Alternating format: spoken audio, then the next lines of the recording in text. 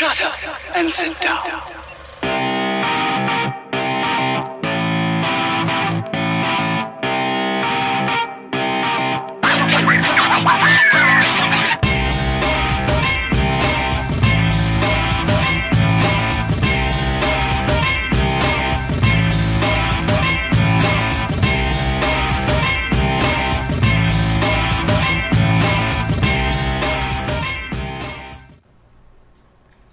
OK, donc on est rendu à l'installation du service de rôle de routage sous Windows Server 2008 R2.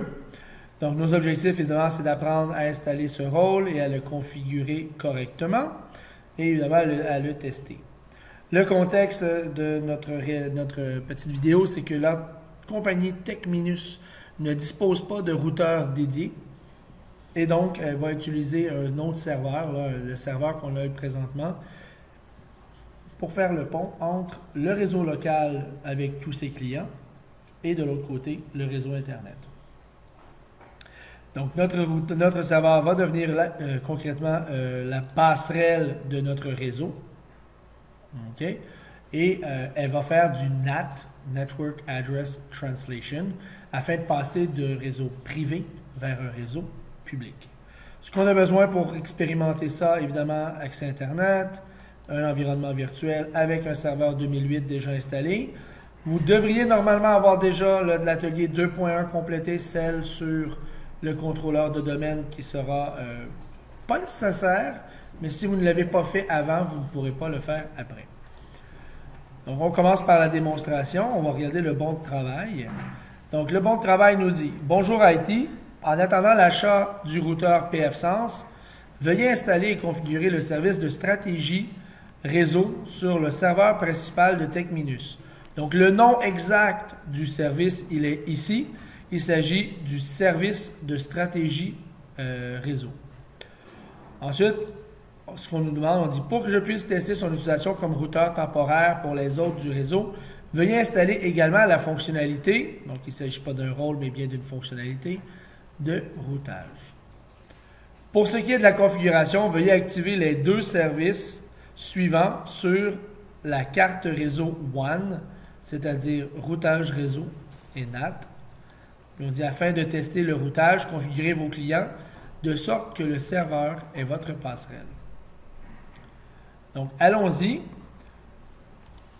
J'ai ici mon serveur 2008, que je vais agrandir comme ça, et mon gestionnaire du serveur. Donc, dans mon gestionnaire, je vais aller faire bouton droit sur le rôle et faire « Ajouter des rôles ». Et à l'intérieur de cette fenêtre-là, je vais aller un petit peu plus bas et on va dire « Service de stratégie et d'accès réseau ». C'est celui-là ici qui m'intéresse. Donc, vraiment, là, le dernier en bas, avant-dernier en bas. Une fois que c'est coché, je vais faire « Suivant ». Je vais passer rapidement sur cette partie. Et là, nous allons aller dans ce qu'on appelle un service de rôle. Donc, si vous voyez ici le nom, là, service de rôle. Les services de rôle, en fait, sont des fonctionnalités du rôle. C'est-à-dire que le rôle peut faire plusieurs choses. Et là, on va vous demander, dans ce rôle-là, quel service activer. Si vous en cochez aucun, bien évidemment, si vous remarquez en bas, là, on ne vous laisse pas continuer. Là. Donc, il faut vraiment en choisir au moins un. Nous, celui qui va nous intéresser, il est ici, le service de routage. Vous allez voir qu'en cochant celui-là, d'autres vont se cocher. Donc, je coche routage. Et là, on me dit qu'il y a des fonctionnalités que je n'ai pas le choix d'ajouter. Je coche. Et vous remarquez que service routage et accès distant est coché. Service d'accès à distance a été coché. Et routage. Je ne peux pas m'en débarrasser. Ça fait partie des éléments prérequis pour ce service de rôle. Je vais faire suivant et installer.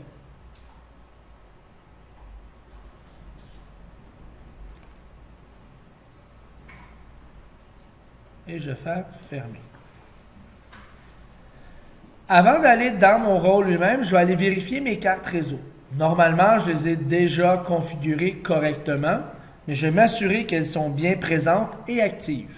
Donc, je vais aller dans « Démarrer », panneau de configuration, réseau Internet, centre réseau et partage. Et je vais aller cliquer sur modifier les paramètres de la carte. Oups! Ma carte WAN, lors de l'installation du domaine, avait été désactivée pour éviter qu'il recherche un DNS du FAI. Je ne l'ai pas réactivée. Je vais la réactiver maintenant.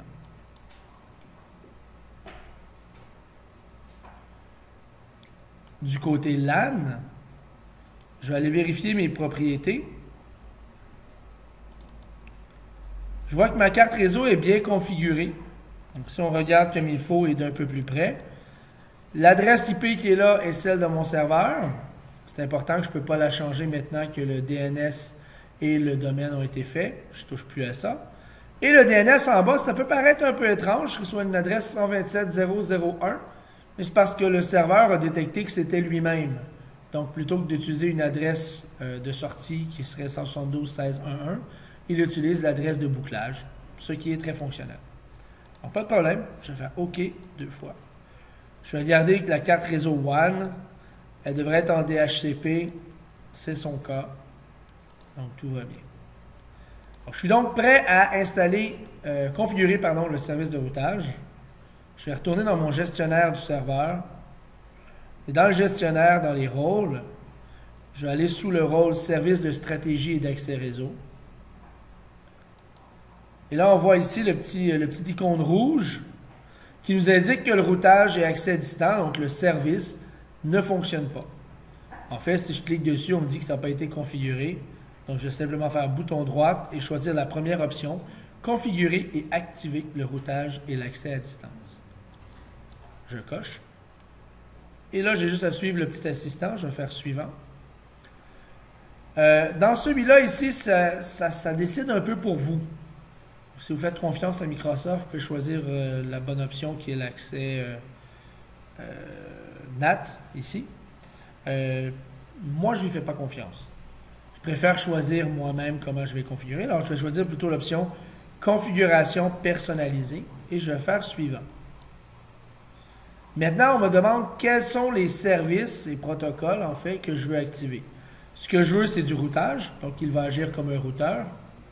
Et ce que je veux, c'est du NAT, pour qu'il puisse faire la traduction entre mon réseau privé LAN et mon réseau public WAN. Les autres, j'y ai pas besoin, je ne les cocherai pas. Ce n'est pas impossible de les ajouter plus tard, mais pour l'instant, c'est en dehors là, de ce qu'on nous a demandé. Et je vais faire terminer. On me dit de démarrer le service, bien sûr.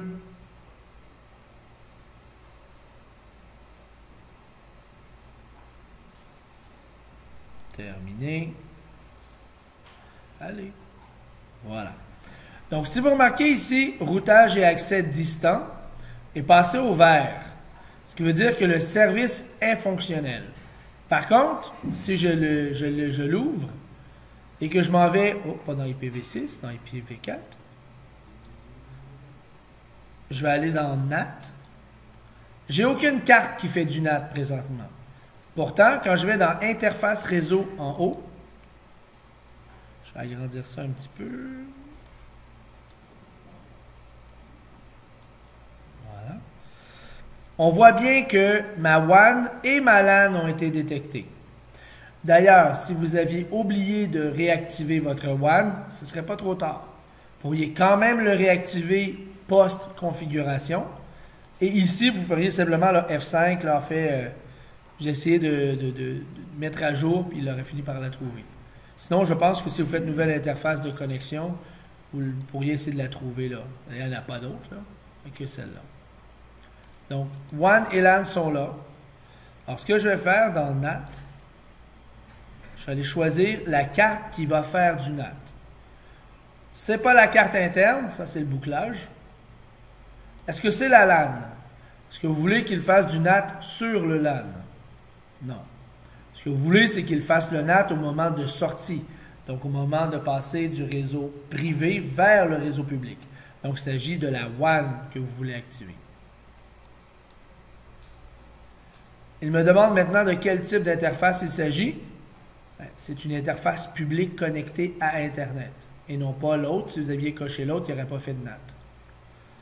Et là, je vais cocher Activer NAT sur cette interface et faire OK. Donc, la carte est ici. Elle est maintenant fonctionnelle et live. Donc, je vais zoomer en arrière et on va aller maintenant dans le Windows 7 pour tester si ça fonctionne. Donc, sur mon Windows 7, je vais commencer par aller vérifier la configuration de ma carte réseau. Toujours au même endroit dans le centre réseau et partage.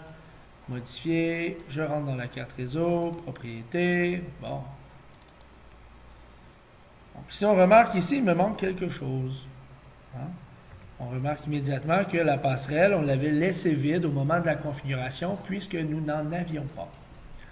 Maintenant que nous en avons une, il s'agit de mon serveur, je vais pouvoir lui entrer l'adresse. Ici.